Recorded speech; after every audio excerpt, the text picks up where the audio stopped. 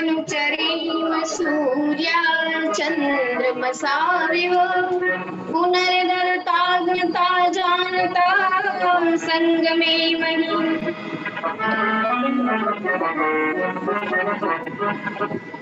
ओम विश्वानि देव सवितर्दुरितानि परासुवा यद् भद्रं तनयासुवा यद् भद्रं तनयासुवा।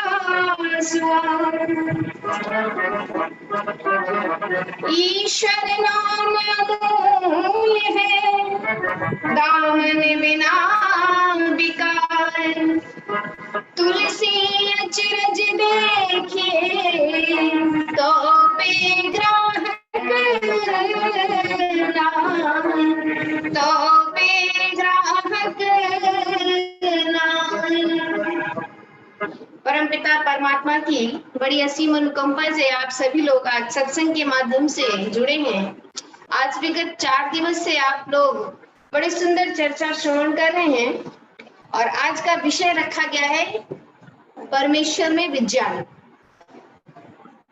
और उस ईश्वर के वैज्ञानिकता को समझकर हम ईश्वर की जब भक्ति करते हैं तो वास्तव में उस परमात्मा की विशेष कृपा हम पर होती है। इसलिए उसी के से विषय से मिलता जुलता एक गीत मैंने रखा है कि ईश्वर की भक्ति करते करते आत्मा में इतना बल आ जाता है कि वास्तव में व्यक्ति उस आत्मबल से संसार में बड़े से बड़े काम कर सकता है। क्योंकि आत्मबल ही संसार का सबसे बड़ा बल कहाता है। लेकिन संसार में देखा जाता है लोग धन बल को ज्यादा मानते हैं, कोई रूप बल को ज्यादा मानता है, कोई शारीरिक बल को ज्यादा मानता है। लेकिन संसार में आत्मा का बल सबसे बड़ा बल होता है। महात्मा गांधी कितने दुबले पतले थे लेकिन आत्मा का बल उनमें था। जैसे गुरु ब्रजानंद जी शरीर की एक एक हड्डियां गिन लीजिए लेकिन आत्मा के का बल इतना विशाल था कि महर्षि दयानंद जैसा एक शिष्य संसार को दे करके हम सभी लोगों पर बहुत बड़ा उपकार किया। इसलिए जो ईश्वर की भक्ति वास्तव में सच्चे हृदय से करता है वही उस आत्मबल को प्राप्त कर सकता है। बाकी तो संसार में लोग ईश्वर के नाम पर इतना दिग्भ्रमित हैं जिसकी हम कल्पना भी नहीं कर सकते। तो बहुत सुंदर वेदों की ऋचाओं ने इस गीत में पिरोते हुए अपनी बात रखी है, मैं आप सबके समक्ष रखती हूँ। भक्ति कर भगवान की काम तेरे जो आएगी, पाप भरी आत्मा ऊंचा उठती जाएगी। भक्ति कर भगवान की काम तेरे जो आएगी, पाप भरी आत्मा ऊंचा उठती जाएगी, ऊंचा उठती जाएगी। भक्ति कर भगवान की काम तेरे जो आएगी, पाप भरी आत्मा ऊंचा उठती जाएगी, ऊंचा उठती जाएगी। परोपकार के भाव हमेशा अपने अंदर लाता जा, परोपकार के भाव हमेशा अपने अंदर लाता जा। दोष तेरे जीवन में जो है उनको दूर भगाता जा, दोष तेरे जीवन में जो है उनको दूर भगाता जा। ज्योति फिर आज जान की अंदर ही जल जाएगी, पाप भरी आत्मा ऊंचा उठती जाएगी। भक्ति कर भगवान की काम तेरे जो आएगी, पाप भरी आत्मा ऊंचा उठती जाएगी, ऊंचा उठती जाएगी।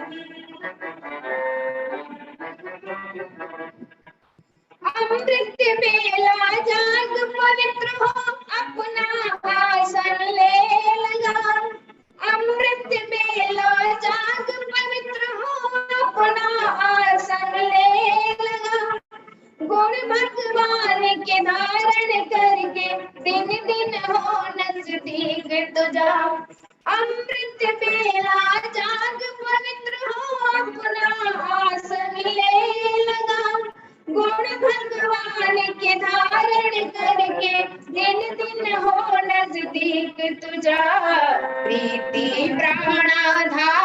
की अपना रंग जमाएगी, प्रीति प्राणाधार की अपना रंग जमाएगी, पाप भरी ये आत्मा ऊंचा उठती जाएगी, ऊंचा उठती जाएगी। भक्ति कर भगवान की काम तेरे जो आएगी, पाप भरी आत्मा ऊंचा उठती जाएगी, ऊंचा उठती जाएगी।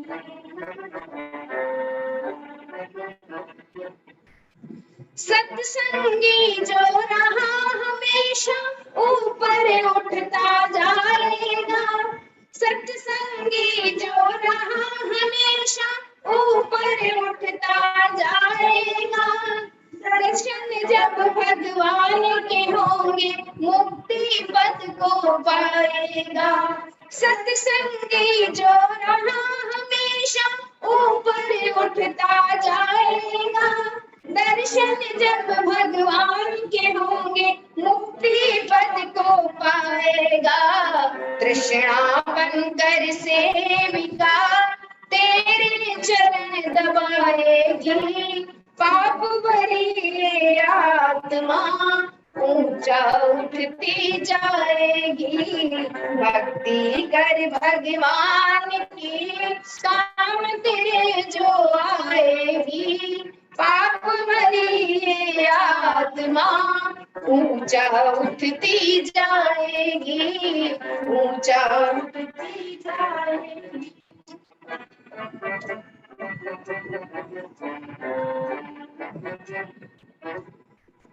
लेकिन गफलत गर्जों की तूने इतना तुझको ध्यान रहे, लेकिन गफलत गर्जी तूने इतना तुझको ध्यान रहे। दुनिया तेरा साथ न देगी ना साथी भगवान रहे, दुनिया तेरा साथ न देगी ना साथी भगवान रहे। ममता माया ही तुझे उल्टा नाच नचाएगी, पाप भरी आत्मा ऊंचा उठती जाएगी। ममता माया ही तुझे उल्टा नाच नचाएगी, पाप भरी आत्मा ऊंचा उठती जाएगी, ऊंचा उठती जाएगी। भक्ति कर भगवान की काम तेरे जो आएगी, पाप भरी आत्मा ऊंचा उठती जाएगी, ऊंचा उठती जाएगी, ऊंचा उठती जाएगी। बहुत ही सुंदर भजन बहन रुक्मणी जी की द्वारा और तभी का सुभाषित उन्हें प्राप्त हो रहा है। हमारे बीच में आज सारस्वत अतिथि के रूप में पंडित देवदत्त शर्मा जी, जो सेना में काउंसलर हैं, डॉक्टर हैं, और जहाँ जहाँ भी आप रहे वहाँ वहाँ आपने आर्य समाज के लिए जो कार्य किया है, निश्चित रूप से बहुत ही लगन आपके अंदर आज देखी मैंने, चर्चा हुई, हमारी संवाद हुआ।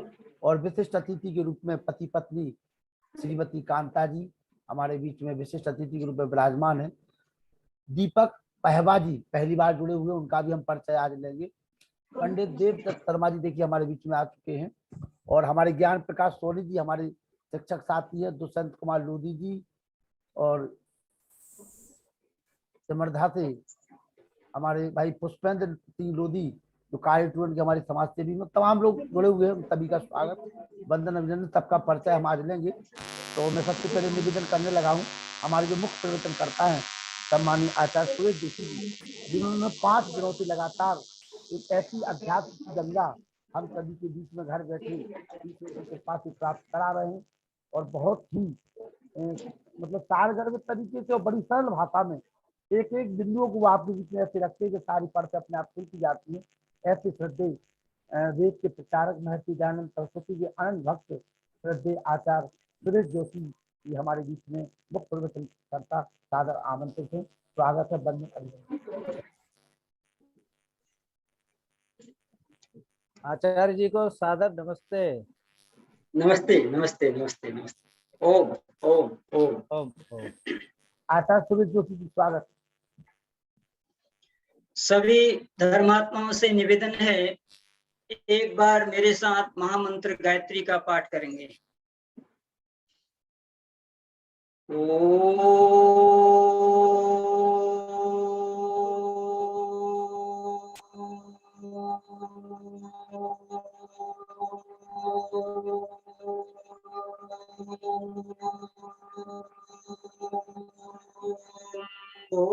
भूर्भुवः स्वः तत्सवितुर्वरेण्यं भर्गो देवस्य धीमहि धियो यो नः प्रचोदयात्।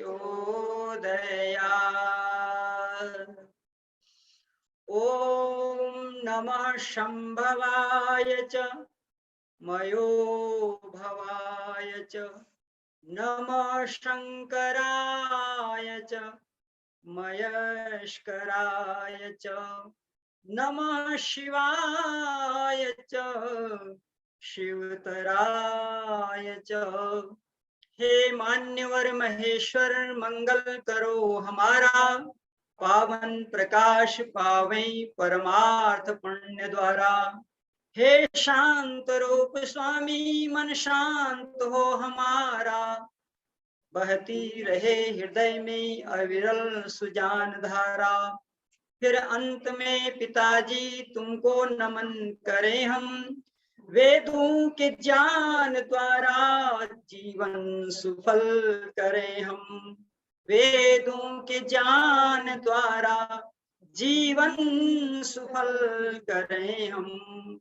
ओम शांति शांति शांति।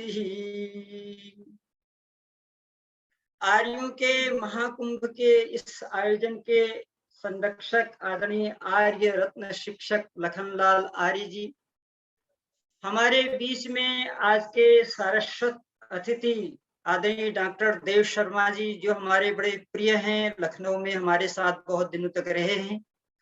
और हमारे बीच में विशिष्ट अतिथि के रूप में बहन कांता जी, जो अहमदाबाद से जुड़ी हुई हैं। और हमारे जनपद बस्ती जो हमारी तपोभूमि भी रही है, तो जनपद बस्ती से आदरणीय दीपक जी भी इसमें जुड़ चुके हुए हैं। बहुत बहुत स्वागत है दीपक जी का, बहुत बहुत स्वागत है। अनिल नरोला जी बहुत ही अच्छे श्रोता हैं। अनिल नरोला जी को मैं देख रहा हूँ पहले दिन से लगातार ये हमको सुनते चले आ रहे हैं। और माता चंद्रकांता जी, तो कल तो बहुत ही अच्छी समीक्षा की थी आपने। डॉक्टर वेद प्रकाश जी जो बरेली से हैं, बड़े ही आत्मीय जन हैं हमारे। धर्म प्रेमी सज्जनों, आज कार्यक्रम का ये समापन सत्र है और ये संपूर्ण श्रृंखला अध्यात्म विज्ञान के नाम से आपके बीच में रखी गई।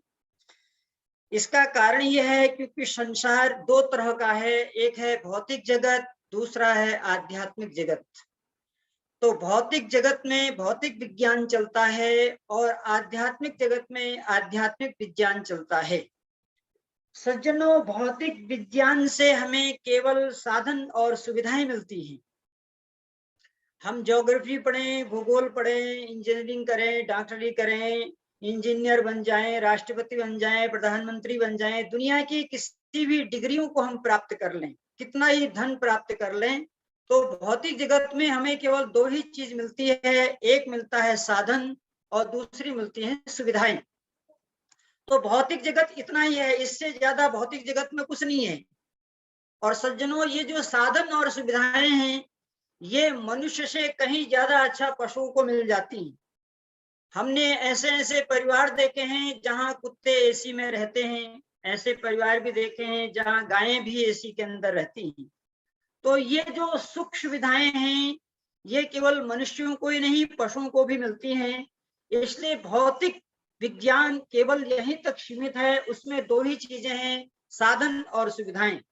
जितना बड़ा साधन आप जोड़ लेंगे उतनी बड़ी सुविधाएं आपको मिल जाएंगी, यहीं पर भौतिक विज्ञान समाप्त हो जाता है। इससे आगे जो क्रम आता है वो होता है अध्यात्म विज्ञान का। तो अध्यात्म विज्ञान से हमें चार चीजें मिल रही हैं। नंबर 1 सुख, नंबर 2 शांति, नंबर 3 आनंद, नंबर 4 ज्ञान। ये चीजें हमें आध्यात्मिक विज्ञान से प्राप्त होती हैं। तो आध्यात्मिक विज्ञान में हमने जो संगम रखा दो पदार्थों का, एक चेतन और दूसरे जड़। जड़ पदार्थों में तीन आते हैं, शरीर, मन और बुद्धि, और चेतन पदार्थ में दो आते हैं, एक जीवात्मा, दूसरा परमात्मा। तो मैंने क्रमशः आपको बताया कि शरीर से हमें सुख मिलता है, मन से हमें शांति मिलती है, बुद्धि से हमें ज्ञान मिलता है, आत्मा से हमें मुक्ति मिलती है। जब तक शरीर स्वस्थ नहीं होगा हमें सुख नहीं मिल सकता, और मन को शांत करने के बाद ही हमें शांति मिल सकती है, और बुद्धि के द्वारा ही ज्ञान मिल सकता है, और ध्यान से आत्मा की मुक्ति होती है। आज का विषय है परमात्म विज्ञान। बहुत ही गंभीर विषय है, आप इसे ध्यान से सुनेंगे। सज्जनों, दुनिया में अगर सबसे सरल कोई है तो वह है ईश्वर की भक्ति। ध्यान से सुनिएगा, दुनिया में अगर कोई सबसे सरल कार्य है वह है मोक्ष की प्राप्ति। दुनिया में अगर सबसे सरल कोई कार्य है वह है ज्ञान की प्राप्ति।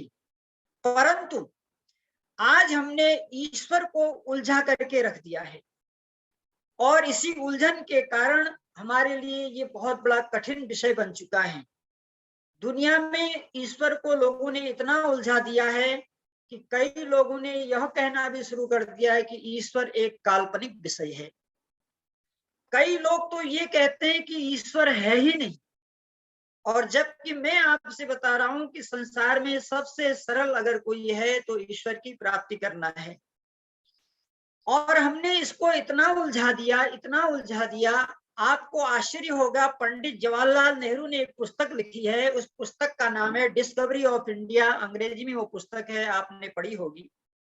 डिस्कवरी ऑफ इंडिया में पंडित जवाहरलाल नेहरू लिखते हैं कि इस दुनिया में धर्म के नाम पर जितने लोग मारे गए उतने विश्व युद्ध में नहीं मारे गए। यानी कि विश्व युद्ध में मरने वालों की संख्या कम है, परंतु ईश्वर और धर्म के नाम पर मरने वालों की संख्या बहुत ज्यादा है। और भारत तो इसका पूरा पूरा प्रमाण है। भारत में 750 साल तक मुसलमानों ने राज किया। एक हाथ में तलवार थी, दूसरे हाथ में कुरान थी। इन 750 सालों में जो रक्तपात हुआ भारत में, वो केवल ईश्वर के नाम पर हुआ, वो केवल धर्म के नाम पर हुआ। इतना लंबा युद्ध कोई विश्व युद्ध में नहीं हुआ जितना लंबा युद्ध धर्म के नाम पर चला। कारण क्या हुआ? क्योंकि हमने धर्म को उलझा के रख दिया। और कैसा उलझा दिया? एक कवि ने लिखा, नाम का झगड़ा, रूप का झगड़ा, स्थान का झगड़ा है, भक्त कहाने वालों में भगवान का झगड़ा है। नाम पर झगड़ा है। कोई कहता है ईश्वर का नाम गॉड है, कोई कहता है ईश्वर का नाम खुदा है, कोई कहता है राम है, कोई कहता है कृष्ण है। लोगों ने अनेक नाम ईश्वर के रख दिए। ये झगड़ा अभी तक समाप्त नहीं हुआ। रूप का झगड़ा है। कोई कहता है भगवान काले हैं, कोई कहता है भगवान गोरे हैं, कोई कहता है भगवान स्त्री है, कोई कहता है भगवान पुरुष है। अभी तक ये निर्णय नहीं कर पाए कि परमात्मा स्त्री है या पुरुष है। स्त्री को भी भगवान कह रहे हैं और पुरुष को भी भगवान कह रहे हैं। कई लोग स्त्रियों को भगवान कहते हैं तो कई लोग पुरुषों को भगवान कहते हैं।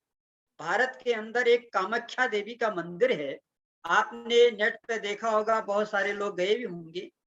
उस कामाख्या देवी मंदिर के अंदर भगवान के भग की पूजा होती है। इससे बड़ा बीभत्स कार्य क्या हो सकता है दुनिया के अंदर जो धर्म के नाम पर हो रहा है? आपने विचार किया? स्थान के नाम पर झगड़ा है। कुछ लोग कहते हैं ईश्वर 7वें आसमान में रहता है, कुछ लोग कहते हैं ईश्वर 4थे आसमान में रहता है, कुछ लोग कहते हैं ईश्वर हिमालय में रहता है, कुछ लोग कहते हैं वृंदावन में रहता है, कुछ लोग कहते हैं अयोध्या में रहता है। ईश्वर के स्थान के बारे में झगड़ा है। एक मौलाना जी मुझे मिल गए, बोले खुदा 7वें आसमान पर रहता है। मैंने कहा बहुत अच्छी बात है, ये बताओ 7वें आसमान में खुदा रहता कैसे है? तो उन्होंने कहा 7वें आसमान पर एक तखत है। हमारे वेद बाबूजी जुड़ गए, बहुत अच्छे श्रोता हैं जनपद बस्ती के। तो खुदा 7वें आसमान पर कैसे रहता है? बोला वहां एक तखत है जिसे हम चौकी कहते हैं, उस चौकी पे खुदा विराजमान रहता है। मैंने पूछा बहुत अच्छा, खुदा 7वें आसमान पर रहता है, वहां एक चौकी है, अभी बताओ ये चौकी कहाँ रहती है? चौकी के 4 पांव कहाँ रहते हैं? तो मौलाना साहब बोले ये चौकी फरिश्तों के कंधे पर रहती है, फरिश्तों के कंधे पे चौकी है, चौकी पे अल्लाह ताला बैठा हुआ है 7वें आसमान में। मैंने कहा मुल्ला जी मेरे अंतिम प्रश्न का उत्तर दे दो, ये फरिश्ते कहाँ खड़े हैं? पूरी कुरान छान मारी, आज तक इस्लाम के लोगों को ये पता नहीं कि फरिश्ते कहाँ खड़े हैं। ये हवाई फायर चल रहा है, इसलिए स्थान का झगड़ा है। इसीलिए हमारे वहां कुंवर आर्य शुक्लाल मुसाफिर बहुत क्रांतिकारी भजनोपदेशक थे। उन्होंने बड़ी सुंदर पंक्तियां लिखी हो, कहते हैं अगर तू कहीं है तो सूरत दिखा दे, अगर तू कहीं है तो सूरत दिखा दे, ये मंदिर व मस्जिद के झगड़े मिटा दे, अगर तू कहीं है तो सूरत दिखा दे, ये मंदिर व मस्जिद के झगड़े मिटा दे, जिसे दुनिया कहते हैं ऐ दुनिया वालों, जिसे दुनिया कहते हैं ऐ दुनिया वालों, ये रण क्षेत्र है कोई महफिल नहीं है, अगर तू कहीं है तो सूरत दिखा दे, ये मंदिर व मस्जिद के झगड़े मिटा दे। ये धर्म के नाम पर झगड़े हुए, ईश्वर के नाम पर झगड़े हुए, ऐसा हुआ क्यों? इसके कारण की ओर चलता हूं।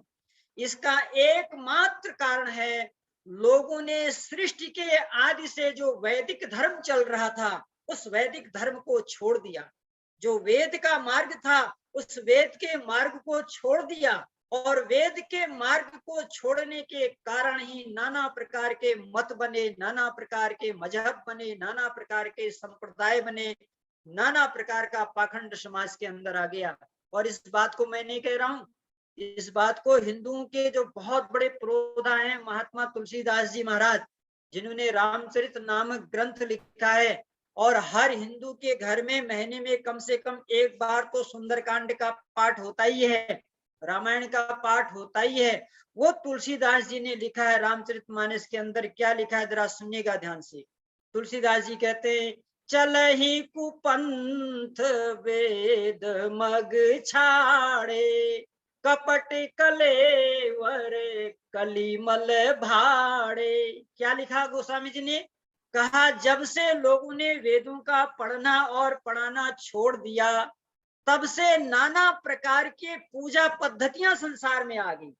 नहीं तो महाभारत काल तक सारी दुनिया में एक ही ईश्वर था जिसका नाम ओम था, सारी दुनिया में एक ही किताब थी जिसका नाम वेद था, सारी दुनिया में एक ही उपास्य देव था जिसका नाम ओम था, सारी दुनिया में एक ही अभिवादन था जिसका नाम नमस्ते था, और सारी दुनिया में एक ही धर्म ग्रंथ था जिसका नाम वेद था।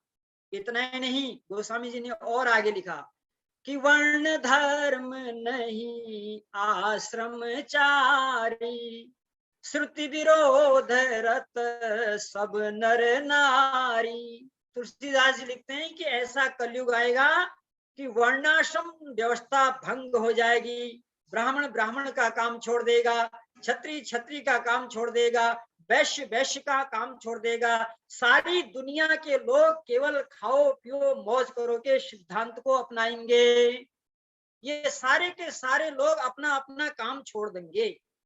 और मैं आपको बताना चाहता हूं सज्जनों, आज की स्थिति, आज भी दुनिया के अंदर करोड़ों लोग ऐसे हैं जिन्होंने वेदों को आज तक नहीं देखा, और दुनिया के अंदर करोड़ों लोग ऐसे हैं जिन्होंने वेद देखे तो हैं मगर उन्होंने पढ़े नहीं है। दुनिया के अंदर आज भी करोड़ों लोग ऐसे हैं जिन्होंने वेद पढ़े तो हैं मगर वो उनका अर्थ नहीं जानते।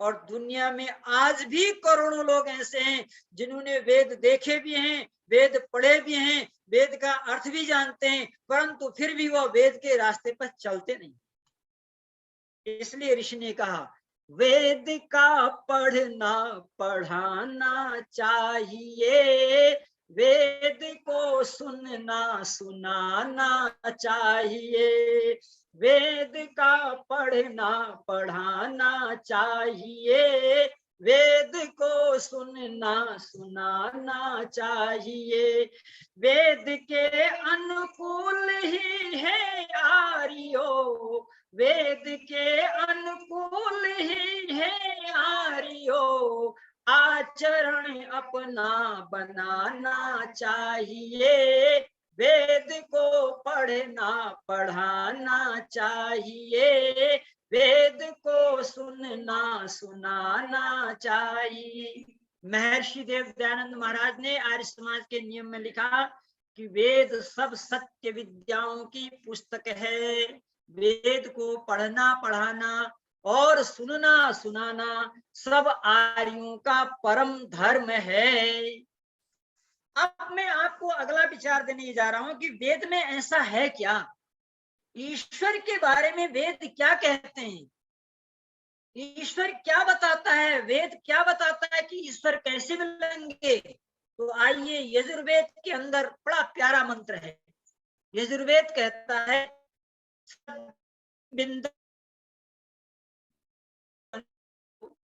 परमात्मा श्रद्धा से मिलता है, ये सूत्र दिया वेद ने। अब ये जो श्रद्धा है, ये श्रद्धा किसी दुकान में नहीं मिलती, और ये श्रद्धा किसी पेड़ में लगती भी नहीं है, और ये श्रद्धा जो है किसी नदी में बहती भी नहीं है। ये जब से वेदों को पढ़ना छोड़ दिया तब से अंधश्रद्धा हो गई है। अब अंधश्रद्धा क्या है, एक उदाहरण सुनिए आप, आपको पता लग जाएगा अंधश्रद्धा किसे कहते हैं, और आपको पता लगेगा कि आप वास्तव में श्रद्धालु हैं या अंधश्रद्धालु हैं। बड़े ध्यान से सुनिएगा। एक व्यक्ति अपने मित्र के घर गया, बहुत लंबा समय हो गया था, मित्र को देखा नहीं था। उसके मन में आया कि बहुत लंबा समय हो गया है, चलो मित्र को देखाते। मित्र के घर में गया, घंटी बजाई, अंदर से मित्र आया, बड़ा प्रसन्न हो गया, वो आज तो मेरा मित्र कई साल के बाद आया है। उसको अतिथि कक्ष में बैठा दिया और मित्र अंदर चला गया। सोचा होगा मेरा मित्र आया है, कुछ जलपान कराएंगे, कुछ नाश्ता कराएंगे। अंदर चला गया और ये अतिथि कक्ष में बैठा रहा। जब ये अतिथि कक्ष में बैठा तो इसके मन में विचार आया, ओह, मैं इतने सालों के बाद मित्र से मिलने आया, लेकिन खाली हाथ चला आया, मुझे कुछ लेके आना चाहिए था, क्योंकि शास्त्रों में लिखा है कि विद्वान के वहां खाली हाथ नहीं जाना चाहिए, बेटी के वहां खाली हाथ नहीं जाना चाहिए, गुरुकुलों में खाली हाथ नहीं जाना चाहिए, देव स्थानों पे खाली हाथ नहीं जाना चाहिए, ऐसा शास्त्रों में लिखा है। और मैं अपने मित्र से मिलने के लिए आया, कुछ भी नहीं लेके आया, क्या करूं क्या करूं क्या करूं, यही सोच रहा था। तब तक उसने देखा कि मित्र के कक्ष में सामने एक बहुत बड़ी पेंटिंग लगी हुई थी, बहुत अच्छी पेंटिंग सामने लगी हुई थी। तो इसने सोचा ऐसा करते हैं, इसी पेंटिंग को उतार लेते हैं। उसने वो पेंटिंग उतार ली, ध्यान से सुनिएगा, पेंटिंग उतार ली उसने, और मित्र अंदर से एक गिलास पानी लेके आया, मिठाई लेकर के आया, मित्र को खाने को दिया, जलपान करने को दिया। तब तक इसने बोला, मित्र मैं तुम्हारे लिए कुछ ले नहीं पाया, लाना भूल गया, इसलिए मैं तुम्हें ये पेंटिंग देता हूँ, इसको आप ले लो। हाँ, समझ रहे हैं आप, समझदार लोग हैं, इस पेंटिंग को आप ले लो। तो वह व्यक्ति बड़े ही संशय में, बड़े ही आश्चर्य में, अब अतिथि का अपमान भी कैसे किया जाए, तो उसने बड़े संकोच से उस पेंटिंग को ले लिया। अब आप समझ रहे होंगे कि यह व्यक्ति कितना मूर्ख है, उसी के घर की पेंटिंग को उतार करके उसी को दे रहा है। लेकिन सज्जनों, ये बताओ, ये मूर्खता आप और हम नहीं करते हैं क्या? अच्छा ये बताओ, जिन फूलों को आप चढ़ाते हो भगवान को, ये फूल कौन बनाता है? जिन फल को आप भगवान को चढ़ाते हैं, ये फल कौन बनाता है? जो नैवेद्य आप भगवान को दे रहे हैं ये दूध कौन बनाता है? जो लक्ष्मी आप भगवान को चढ़ा रहे हैं ये लक्ष्मी कौन बनाता है? क्या आपने फल बनाए? क्या आपने फूल बनाए? फिर आपने भगवान को क्या दिया? अरे आपने तो भगवान का मजाक कर दिया। भगवान की बनाई हुई वस्तु को ही आपने भगवान को देके कह दिया कि भगवान दो, हमने आपकी पूजा कर ली। और भगवान की मनी मन अपने भक्त पर हंस रहा है। अगर ऐसी तो पूजा करने लगेगा तो भगवान की तो ऐसी तैसी हो जाएगी। सज्जनों, आपने अपनी प्रॉपर्टी क्या दी? आपके पास वो क्या चीज है जो आपकी अपनी है? तो यही यजुर्वेद के ऋषि ने कहा, श्रद्धाम विन्दते वशो, ये श्रद्धा तुम्हारी अपनी है। तुम इस श्रद्धा को परमात्मा को दो, लेकिन तुमने श्रद्धा को देने के बजाय अश्रद्धा दे दिया, पाखंड दे दिया, और तुम परमात्मा की बनाई हुई वस्तु को परमात्मा को दे के रिझाने लगे। तब कवि ने बड़ा सुंदर लिखा। कवि कहता है, तुम्हारी ज्योति से रोशन है सूरज चांद और तारे, तुम्हारी ज्योति से रोशन है सूरज चांद और तारे, महा अंधेर है मुझको अगर दीपक दिखाऊं मैं, अजब हैरान हूँ भगवन तुम्हें कैसे रिझाऊं मैं। लगाना भोग कुछ तुमको ये एक अपराध करना है, खिलाता है जो सब जग को उसे कैसे खिलाऊं मैं। और अंतिम पंक्ति में तो कवि ने बड़ा कमाल किया।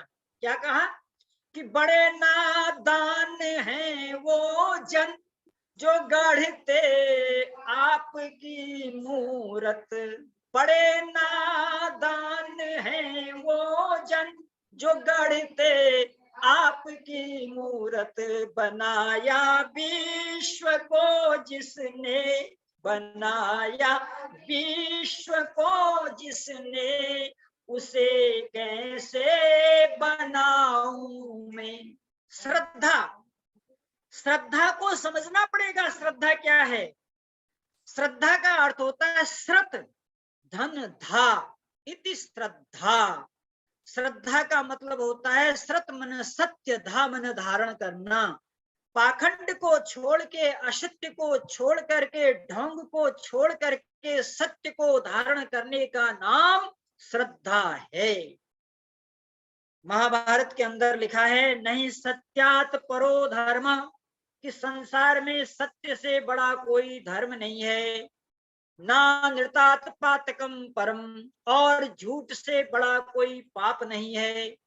नहीं सत्यात परो ज्ञानम, सत्य से बड़ा कोई ज्ञान नहीं है। तस्मात् सत्यम उपाचरेत, इसलिए हे मनुष्य तू सत्य को अपने जीवन में धारण कर। महर्षि देव दयानंद महाराज ने सत्यार्थ प्रकाश की पृष्ठभूमिका में सत्य की परिभाषा लिखी। उन्होंने, किसी ने पूछा स्वामी जी सत्य किसे कहते हैं? तो महर्षि दयानंद लिखते हैं कि जो पदार्थ जैसा है उसको वैसा ही जानना, वैसा ही मानना, वैसा ही लिखना, वैसे ही आचरण में लाना, इसी का नाम सत्य है। जैसे ईश्वर निराकार है, उसे निराकार जानना, निराकार मानना, निराकार के रूप में धारण करना, ये सत्य है। अब आपने क्या किया? ईश्वर निराकार है किया और फिर उसकी फोटो बना ली, फिर उस पर माला डाली, फिर उस पर चित्र डाली, ये असत्य हो गया। और महात्मा कबीर ने भी लिखा है कि साच बराबर तप नहीं, झूठ बराबर पाप, जाके हृदय साच है ताके हृदय आप। ऋग्वेद की ऋचा है, सत्यम ही प्रतिष्ठम ब्रह्म। ऐ दुनिया के लोगों, जो ब्रह्म है, जो परमात्मा है, वो सत्य में प्रतिष्ठित होना चाहिए। तो ईश्वर का जो विज्ञान है उसका पहला स्टेप है हम श्रद्धावान बने। जो व्यक्ति श्रद्धावान होगा, सही श्रद्धा को समझेगा, वही ईश्वर को पा सकता है, पहली व्यवस्था। दूसरा, निष्काम कर्म। हम निष्काम कर्म के द्वारा भी ईश्वर को प्राप्त कर सकते हैं। निष्काम क्या है, अब इसको समझने की आवश्यकता है। निष्काम का अर्थ होता है कामना रहित हो जाना। कामना का अर्थ होता है वासना। वासना का अर्थ होता है संग, अर्थात हम संसार के विषयों का संग करें, वो हो गई वासना, और संग छोड़ दें, उसका नाम हो गया निष्काम होना। ईश्वर की निष्काम भक्ति, इसको आप और अच्छी तरह से समझेंगे। मान लिया जाए किसी ने आपके हाथ में जहर रख दिया, ला करके आपके हाथ में जहर रख दिया, आपको कुछ भी नहीं होगा। मगर अगर आपके हाथ में एक चीरा लगा दिया जाए और फिर उसमें जहर रख दिया जाए, तो वह जहर आपके सारे शरीर में फैल जाएगा और आपकी मृत्यु भी हो जाएगी। जैसे यह वासना का चीर, जैसे हाथ में चीर लगाने से जहर की आपकी मृत्यु हो जाती है, उसी प्रकार से ये वासना भी एक जहर है। और इस वासनाओं के 3 नाम हैं, पुत्रेषणा, लोकेषणा, वित्तेषणा। तो लोकेषणा, पुत्रेषणा और वित्तेषणा की वासनाओं से युक्त होकर के जो मनुष्य कार्य करता है, उसे परमात्मा का साक्षात्कार नहीं हो पाता है। इसलिए निष्काम भाव से ईश्वर की भक्ति करनी चाहिए। निष्काम भाव का मतलब क्या है कि पानी में नाव चले तो चले, मगर नाव में पानी न आने पाए। मन संसार में जाए तो जाए, मगर संसार में मन में संसार न आने पाए। इसका नाम है निष्काम कर्म। निष्काम कर्म से भी ईश्वर की प्राप्ति हो सकती है। इसका एक ऐतिहासिक उदाहरण मैं आपको सुनाता हूं, आप आश्चर्यचकित करेंगे। हमारे देश में एक विद्वान थे, उनका नाम था पंडित विद्यावाचस्पति मिश्र। ध्यान से सुनिएगा, पंडित विद्यावाचस्पति मिश्र बहुत बड़े विद्वान थे। तो उनके मन में आया है कि आचार्य शंकर का लिखे हुए ग्रंथ पर टीका किया जाए। तो वो आचार्य शंकर के ग्रंथ की टीका लिख रहे थे। टीका का मतलब होता है किसी विद्वान की लिखी हुई बात पर अपने तरफ से कुछ जोड़ना, उसे टीका कहते हैं। तो पंडित वाचस्पति मिश्र टीका लिख रहे थे और टीका लिखते लिखते लिखते अंतिम पृष्ठ में आ गए थे। उस जमाने में बिजली नहीं थी, उस जमाने में लोग तेल का दीपक जलाते थे। तो तेल का दीपक जला के वह अपनी किताब लिख रहे थे, आचार्य शंकर की टीका लिख रहे थे, और अंतिम पृष्ठ जैसे लिख रहे थे, दीपक का तेल खत्म हो गया और दीपक बुझने वाला था। अब इनके मन में द्वंद्व चल रहा है, अगर मैं दीपक को देखता हूं तो मेरे लिखने की जो धारा है वो बंद हो जाएगी, मैं भूल जाऊंगा कि मैं क्या लिख रहा था। और यदि मैं दीपक को नहीं देखता हूं तो अंधेरा हो जाएगा, फिर भी मैं नहीं लिख पाऊंगा। अब मैं करूं तो क्या करूं। इस बात को उनकी धर्म पत्नी ने समझ लिया। उनकी पत्नी आई और धीरे से दीपक में तेल डाल दिया, दीपक जलने लगा और वो लिखना शुरू किए। जैसे वो लिख रहे थे तो उन्होंने कहा, हे देवी आप कौन हो। देखिए, अपनी पत्नी को नहीं पहचान रहे, कह रहे हैं हे देवी आप कौन हो। तो उनकी पत्नी कह रही, पतिदेव आप मुझे नहीं पहचान रहे, मैं आपकी पत्नी हूं, दीपक का तेल बुझ रहा था मैंने डाल दिया। बोला, देवी आपने मेरे ऊपर बड़ा उपकार किया है, ये बताओ आप चाहती क्या हो, मुझसे क्या चाहती हो। ध्यान से सुनना सज्जनों। तो पंडित वाचस्पति मिश्र ने अपनी पत्नी से कहा, मुझसे क्या चाहती हो।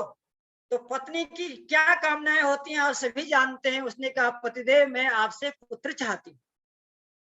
तो पंडित वाचस्पति मिश्र ने कहा, देवी पुत्र से नाम कितने दिन चलेगा, अभी पुत्र पैदा नहीं हुआ है, कुछ दिनों के बाद पैदा होगा, फिर जवान होगा, बूढ़ा होगा, मर के दुनिया से चला जाएगा, उससे कितना नाम तुम्हारा चलेगा। देवी मैं चाहता हूं तुम्हारा नाम सदा अमर हो जाए, इसलिए ये जो किताब मैंने लिखी है, इस किताब को मैं तुम्हारे नाम से लिखा देता हूं। और उस किताब का नाम रख दिया भामती। उनकी पत्नी का नाम भामती था। आज भी उस भामती की किताब को बड़े बड़े विद्वान पढ़ते हैं और आनंदित हो जाते हैं। सज्जनों, इस इसका नाम है निष्काम कर्म। जितना गृहस्थ में डूबे थे उतना ही गृहस्थ से विरक्त रहते थे। ये निष्काम कर्म जिस दिन आपके अंदर आ जाएगा, आपको ईश्वर का विज्ञान समझ में आ जाएगा। दो चीजें बताई मैंने ईश्वर के विज्ञान की। पहले क्या बताया? श्रद्धा। दूसरा क्या बताया? निष्काम कर्म। अब एक तीसरा और है जिससे ईश्वरीय विज्ञान पूरा पूरा आपके समझ में आ जाएगा, वो है समर्पण। ध्यान से सुनिएगा, वो है समर्पण। सज्जनों, समर्पण का अर्थ वही समझ सकता है जो योगी होगा। जो योगी नहीं होगा वो कभी समर्पण का अर्थ नहीं समझ सकता। इसलिए लोगों ने कहा हर जगह मौजूद है पर नजर आता नहीं, योग साधन के बिना कोई उसे पाता नहीं। तो योग सज्जनों दो प्रकार का होता है, और महर्षि पतंजलि महाराज ने उस दो प्रकार के योग का नाम लिखा। एक का नाम है समाधिपात, दूसरे का नाम है साधनपात। तो ये जो समाधिपात है ये तो सिद्ध लोगों के लिए है, जिसका है योगश्चित्त वृत्ति निरोध। चित्त की वृत्तियों का निरोध कर लो, समाधि लग जाएगी। परंतु ये बहुत कठिन काम है, ये सबके बस का काम नहीं है। इसलिए पतंजलि महाराज ने साधनपाद लिखा, और साधनपाद के अंदर समर्पण की परिभाषा लिखी। क्या लिखा? तपः स्वाध्याय ईश्वर प्रणिधानानि क्रिया योग। जिन लोगों ने वेदों को नहीं पढ़ा, दर्शन नहीं पढ़े, उपनिषद नहीं पढ़े, व्याकरण नहीं पढ़े, क्या वह ईश्वर की भक्ति नहीं कर सकते? पतंजलि महाराज कहते हैं कर सकते। तो तरीका क्या है? तो उन्होंने तीन चीजें बताई। नंबर 1 बताया तप, नंबर 2 बताया स्वाध्याय, और नंबर 3 बताया ईश्वर प्रणिधान। संक्षेप में बताता हूं, ध्यान से सुनिएगा। तप 3 प्रकार का होता है। पहला तप क्या होता है? शारीरिक तप। शारीरिक तप क्या है? भगवान कृष्ण कहते हैं देव द्विज गुरु प्राज्ञम पूजनम शौच मार्जवम ब्रह्मचर्यम अहिंसा च शारीरम तप उच्यते। हे अर्जुन, देव मने विद्वान, गुरु मने जो हमें शिक्षा देता है, विप्र मने वेदों का विद्वान, देवता गुरु वेदों का विद्वान, तथा अंदर बाहर की सफाई, ब्रह्मचर्य का पालन, इसे शारीरिक तप कहते हैं। जो व्यक्ति अपने विद्वानों का सम्मान करता है, अपने गुरुओं के बताए हुए आदेश पर चलता है, ब्रह्मचर्य का पालन करता है, अहिंसा का पालन करता है, वह शारीरिक तप है, पहला तप। दूसरा तप क्या है? वाणी का तप। वाणी का तप क्या है? भगवान कृष्ण कह रहे हैं अनुद्वेग करम वाक्यम सत्यम प्रियहितम च यत स्वाध्याय विष्णुम चैव वाङ्मय तप उच्यते। अनुद्वेग कर्म वाक्यम, ऐसी वाणी मत बोलो कि आपकी वाणी को सुन के दूसरा उत्तेजित हो जाए, उसके खून में उबाल आ जाए। ऐसी भाषा कभी मत बोलो। अनुद्वेग कर्म वाक्यम सत्यम प्रियहितम च, सत्य बोलो, और सत्य भी ऐसा बोलो जो प्रिय हो, कड़वा सत्य भी मत बोलो। स्वाध्याय विष्णुम च, और धार्मिक ग्रंथों का, वेदों का अध्ययन करो। ये वाणी का तप है। शरीर का तप, वाणी का तप। अब तीसरा बता रहे हैं मन का तप। मन का तप क्या है? कहते हैं भाव संशुद्धिरित्येतः, भावना की शुद्धि करना। मनो प्रसादात, प्रसन्न रहना। जो व्यक्ति प्रसन्न नहीं रहता उसको कभी ईश्वर नहीं मिलते। मनो प्रसादात सौम्यतम, और जिस व्यक्ति के अंदर सात्विकता है, जैसी शीतलता चंद्रमा में है वैसी शीतलता जिस दिन आपके विचारों में आ जाएगी, आप परमेश्वर के करीब पहुंच जाएंगे। तो मनो सौम्यतम मौनम, और कहा मौन, मौन रहना। ईश्वर के विज्ञान को समझने वाले को मौन जरूर रहना चाहिए। जो मौन नहीं रहता उसको ईश्वर का विज्ञान समझ में नहीं आता। और मैं कई बात करता हूं कि दुनिया से बोलने के लिए फोन चाहिए, दुनिया से बोलने के लिए, दुनिया से बात करने के लिए फोन चाहिए, भगवान से बात करने के लिए मौन चाहिए। दुनिया से बात करने पर बिल देना पड़ता है, ईश्वर से बात करने पर दिल देना पड़ता है। और याद रखिएगा, जो दुनिया से बात करता है वो बिखर जाता है, जो ईश्वर से बात करता है वो निखर जाता है। अब आप विचार करो, आपको बिखरना है या निखरना है? यदि आपको निखरना है तो तो आपको मौन का पालन करना पड़ेगा। ये 3 प्रकार का तप बताया। जो मनुष्य ये 3 प्रकार का तप करता है, ये क्रिया योग में आ गया, उसे ईश्वर मिल जाएंगी। अब आगे पतंजलि दूसरा ऑप्शन दे रहे हैं। मान लिया आप तप नहीं कर पाते हो, आपको लग रहा है कि ये तप तो बहुत कठिन है, हमारे बस का नहीं है, तो पतंजलि कहते हैं स्वाध्याय। तब तुम स्वाध्याय करो, स्वाध्याय से भी ईश्वर को प्राप्त कर सकते हो। तो स्वाध्याय 2 प्रकार का होता है। एक स्वाध्याय होता है ऋषियों के लिखे ग्रंथों को पढ़ना। हर किताब को स्वाध्याय नहीं कहा जाता है। अब सत्यनारायण की कथा स्वाध्याय में नहीं आती है, भागवत स्वाध्याय में नहीं आता है। स्वाध्याय का मतलब जो पुस्तक ऋषियों ने लिखे हों, 4 वेद, 6 दर्शन, 11 उपनिषद, महाभारत, वाल्मीकि कृत रामचरित मानस, महर्षि वेदव्यास लिखा हुआ महाभारत, ये ऋषियों के लिखे जो ग्रंथ हैं, इनको स्वाध्याय कहते हैं। अब आप इंडिया टुडे और दैनिक अखबार और अमर उजाला और हिंदुस्तान पढ़ो, ये स्वाध्याय में नहीं आता है, ये तो समय की बर्बादी है। और दूसरा स्वाध्याय क्या है कि प्रातः काल और सायंकाल 5 मिनट 10 मिनट आंख बंद करके बैठो और विचार करो, मैं कौन हूं, कहां से आया हूं, जाना कहाँ है, किस लिए आया हूं दुनिया में, किसने भेजा है मुझे इस संसार में, मैंने आज क्या किया, कितनी चोरी की, कितना झूठ बोला, कितना छल कपट किया, अपने मित्रों के साथ कितना विश्वासघात किया, अपने पड़ोसियों के साथ कितना द्वेष राग छल कपट किया। इसको मन ही मन विचार करो, टीवी का एंटीना घुमाओ, और जब आप मौन हो जाएंगे तो धीरे धीरे परमात्मा आपको बताएगा, देख आज फलाने से झूठ बोला, देख आज उसके घर में चोरी की, देख आज उसके मन के लिए कड़वे विचार आए। ये तब आपको आएगा जब आप आत्मनिरीक्षण करेंगे। आत्मनिरीक्षण 2 दर्शन है, एक है दूरदर्शन। दूरदर्शन उसे कहते हैं जो ये बताता है अमेरिका में क्या हुआ, दिल्ली में क्या हुआ, लखनऊ में क्या हुआ, ये देखना हो तो दूरदर्शन देखो। मैं कौन हूं, कहां से आए, ये देखना हो तो आत्मदर्शन। दूरदर्शन, आत्मदर्शन, दोनों को समझने की आवश्यकता है। अगर तुमको ऋषि बनना है तो आत्मदर्शन करो, और अमिताभ बच्चन बनना है तो दूरदर्शन देखो। क्या बनना है ये निर्णय आपको करना है। अगर आपको गायत्री बनना है, सीता सावित्री बनना है, माता चंद्रकांता आपको बनना है तो आत्मदर्शन करो, और यदि आपको हेमा मालिनी श्रीदेवी बनना है तो दूरदर्शन देखो। ये सब आपके ऊपर निर्भर है, आप जो चाहते हैं वो हो जाएंगे, सारे आपके ऊपर निर्भर हैं। आप अपने भाग्य के स्वयं निर्माता हैं, कोई आपका भाग्य बनाने वाला नहीं है। आज आपके अंदर जो विचार हैं ये आपकी पूंजी है, आपने इनको जमा किया है। अगर आप आज इस चैनल पर बैठ करके सत्संग सुन रहे हैं तो ये आपके बोए हुए बीजों का फल है। नहीं तो इस टाइम कोई चित्रहार देख रहा होगा, इस टाइम कोई फिल्म देख रहा होगा, कोई होटलबाजी कर रहा होगा, कोई चाउमीन मैगी खाने में मस्त होगा, कोई सड़कों पर टहल रहा होगा, कोई लड़कियां छेड़ रहा होगा इस टाइम।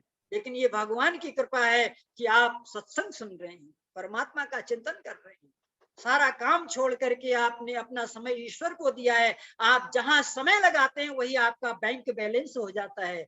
आप रोज जब आपका पति महीने में कमा के लाता है तो आप अपने पति से कहते हैं जी कुछ पैसे बैंक में डालाओ। सज्जनों, विचारों का भी बैंक बनाया करो।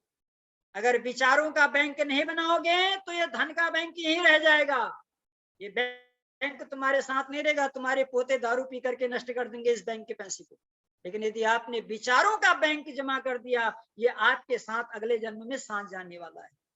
स्वाध्याय। अब तीसरी बात बता रहे हैं, पतंजलि ने कहा महाराज अगर आप तप भी नहीं कर पा रहे हो, अगर आप स्वाध्याय भी नहीं कर पा रहे हो तो एक काम कर लो। बोला क्या? बोला समर्पण। क्या करो? समर्पण। अब ये समर्पण क्या है इसको समझने की आवश्यकता है। समर्पण का मतलब यह है तन मन धन सब कुछ है तेरा स्वामी, सब कुछ है तेरा, तेरा तुझको अर्पण क्या लागे मेरा। इसका नाम है समर्पण। और ये समर्पण कैसा होता है सुनो, एक कहानी सुनाता हूं। कहानी का मतलब होता है जिसको कहने में कोई हानि न हो उसे कहते हैं कहानी। तो सुनिए कहानी। बहुत पुराने जमाने की बात है, एक बच्चा था, गांव में मेला लगा हुआ था। उसने अपनी माँ से कहा माँ मेला लगा हुआ है, मैं मेला देखने जाना चाहता हूँ। माँ ने कहा बेटा जाओ, बोला माँ ऐसे कैसे चले जाऊं, मेले में हमारे दोस्त रुपया पैसे लेके जा रहे हैं, कुछ पैसा मुझे भी दो ना, तब मैं मेले जाऊंगा। माँ बहुत गरीब थी, जमाना पुराना जमाना था, तो माँ ने अपने जेब में से, और उसमें जेब तो होती नहीं थी, माताएं धोती में पैसा बांधा करते थे, आंचल में पैसा बांधा करते थे। माँ ने अपना आंचल खोला, उसमें से 25 पैसा कहा लो जाओ मेला देखाओ। बहुत सस्ता जमाना था। अब ये बच्चा 25 पैसा लेकर के मेले में पहुंचा।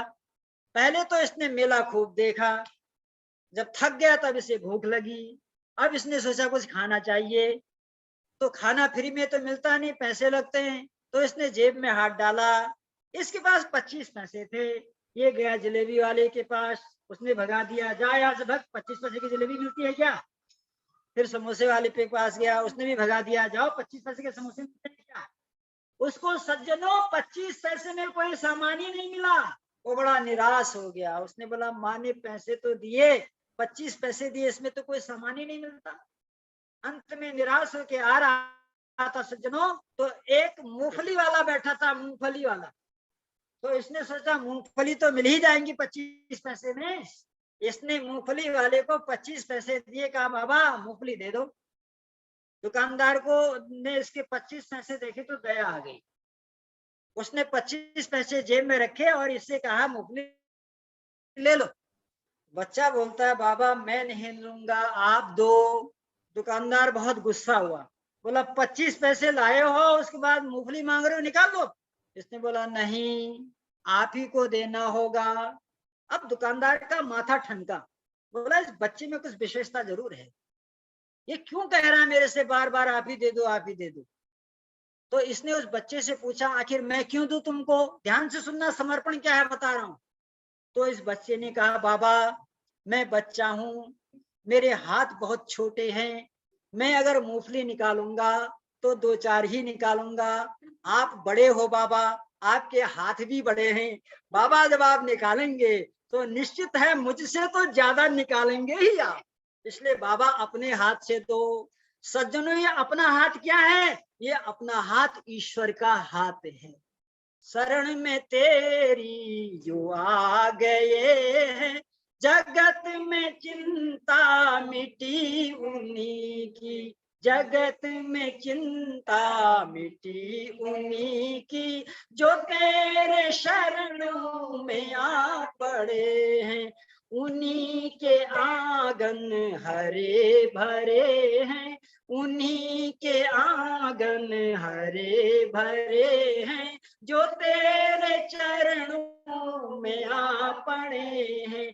न हम में बल है न हम में शक्ति, न हम में धन है न हम में भक्ति, न हम में बल है न हम में शक्ति, न हम में तप है न हम में भक्ति, दया के शरणों में जो पड़े हैं, उन्हीं की चिंता मिटी जगत में। सर्व भावे न, सब भाव से प्रभु के समर्पण में आ जाओ।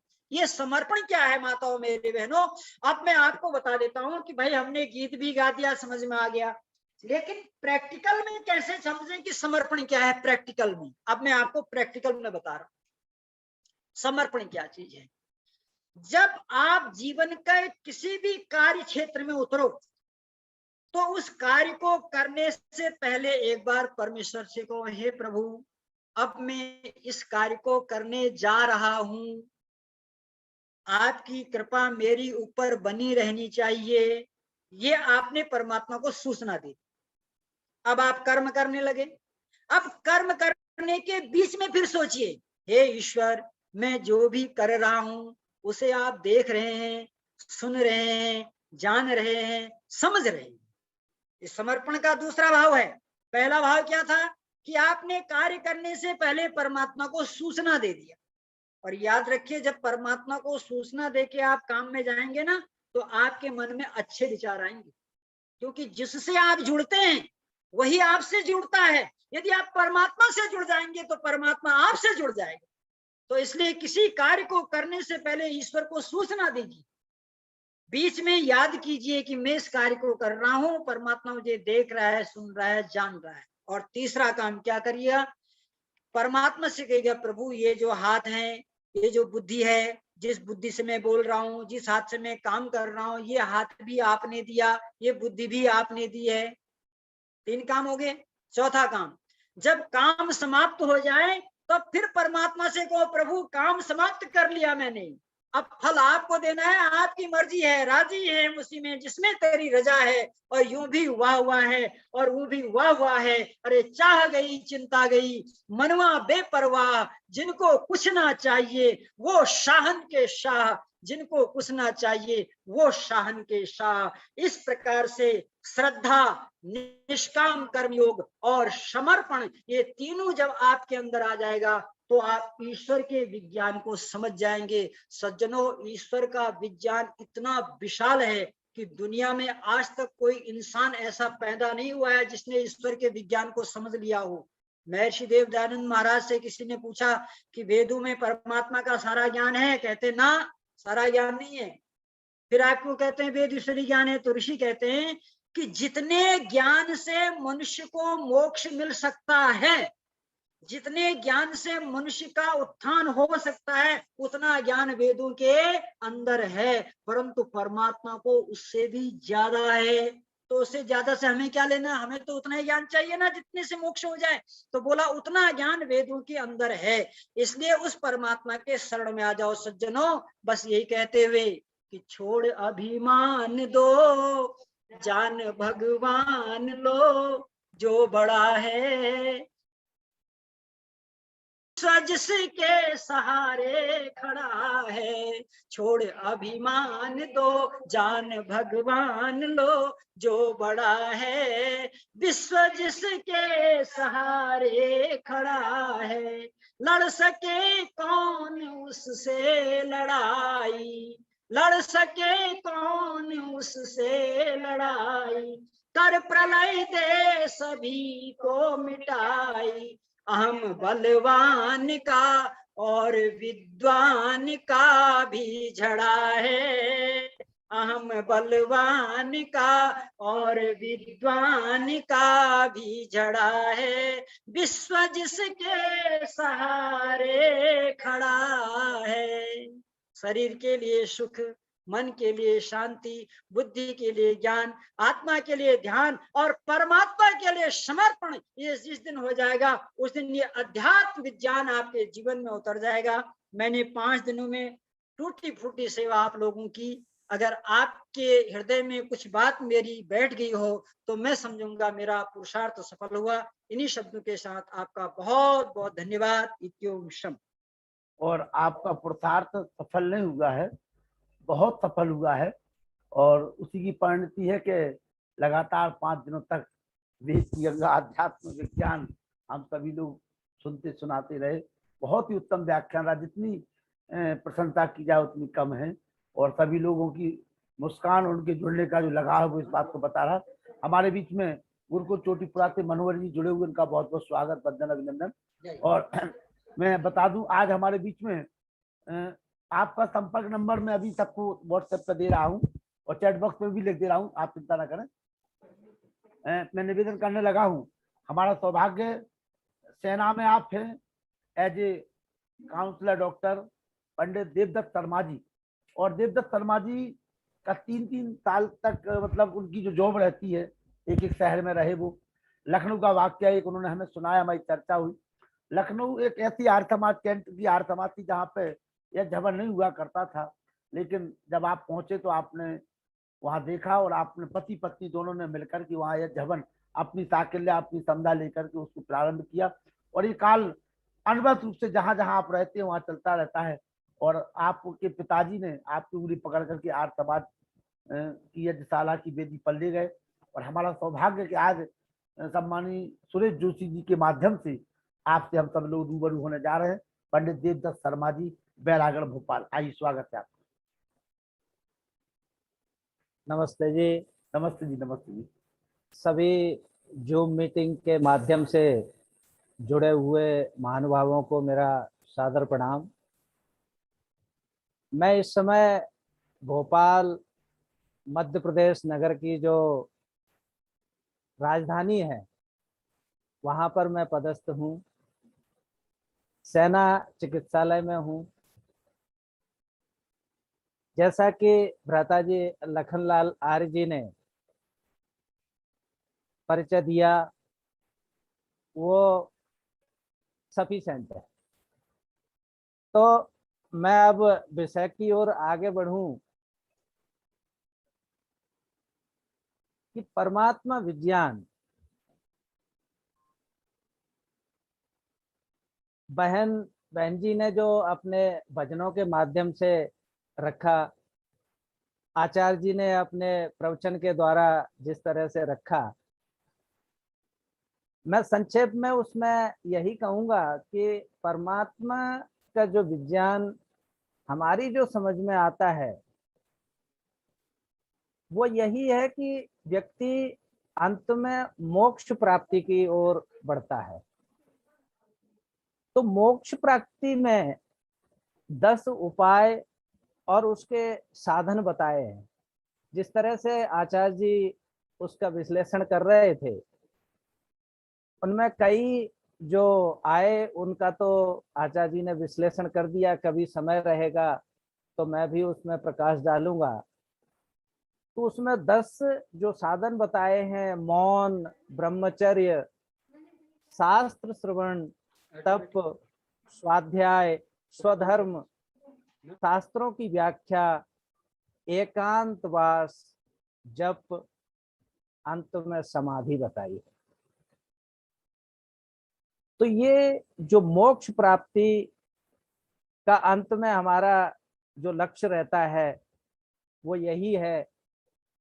आपको मैं एक छोटा सा परमात्मा के स्मरण का एक भजन सुनाऊं। स्वागत है, स्वागत है। ओम स्वस्ति पंथा मनुचरेम सूर्या चंद्रमसा विव पुनर्ददताग्नता जानता संग में मही। ओम विश्वानि देव सवितर्दुरितानि पराशुभ यद भद्रं तन्नाशुभ यद भद्रं तन्नाशुभ।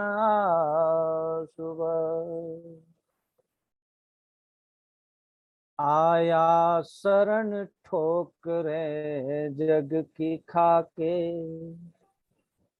आया शरण ठोकरें जग की खाके, हटूंगा प्रभु तेरी दया दृष्टि पाके, आया शरण ठोकरें जग की खाके।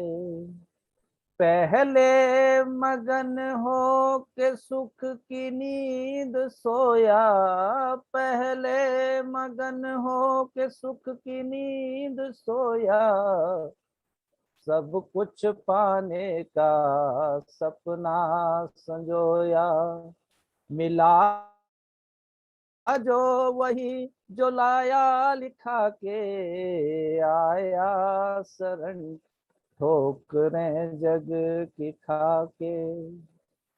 मानो ये माया का है बस छलावा, मानो ये माया का है बस छलावा, रावण समानी रुक बचने न पाया, रावण समानी भी बचने न पाया। रखूंगा कहाँ तक मैं खुद को बचा के, आया शरण ठोकरें जग की खाकर। कर्मों की लीला बड़ी है निराली, कर्मों की लीला बड़ी है निराली, हरिश्चंद्र मरघट की करे रखवाली। समझ में तो आया सब कुछ लुटा के, समझ में तो आया सब कुछ लुटा के आया शरण, ठोकरें जग की खाके। न है चाह कोई, न है कोई इच्छा, न है चाह कोई, न है कोई इच्छा, अपनी दया की तू दे देना भिक्षा। जिसे सबने छोड़ा उसे तू ही राखे, जिसे सबने छोड़ा उससे तू ही राखे, आया शरण ठोकरें जग की खाके। बहुत बहुत धन्यवाद आपने।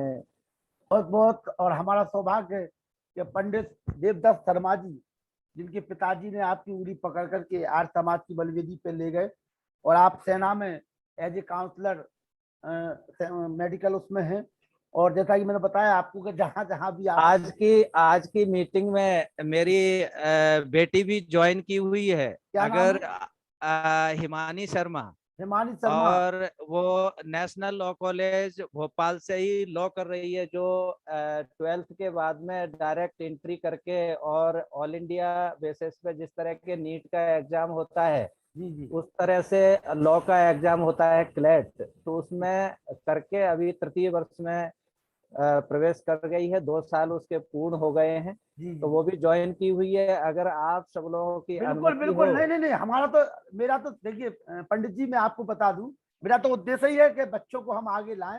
हिमानी जी बिटिया, जी जी हिमानी जी। बिटिया आज अपना तो माइक जी। वो एक भजन के माध्यम से आप सब लोगों बिल्कुल बिल्कुल के साथ बिल्कुल जुड़ना चाहती है। बिल्कुल। हिमानी तो बिटिया का स्वागत है। और हमारी अ, पंडित देवदत्त शर्मा जी की सुपुत्री हिमानी जी, जो लॉ कर रही है, 5 साल का जो कोर्स होता है। और अवध बिहारी तिवारी जी, जो हमारे टीचर हैं, शिक्षक हैं केंद्रीय विद्यालय में, वो तैयार रहेंगे। हमारे बबलू सेन जी बांसी से, वो भी तैयार रहेंगे, उनको भी आज हम उनके शब्द लेंगे। बबलू सेन बांसी, हिमानी बिटिया हमारे बीच में आ चुकी है। ये संस्कार जो दादाजी के द्वारा पिताजी को प्राप्त हुए और पिताजी के द्वारा आपको प्राप्त हुए हैं, निश्चित रूप से आर राष्ट्र कुलवंत विश्व हमारे का सपना ये बेटी हमारी पूरा करेगी। आओ हिमानी बेटी।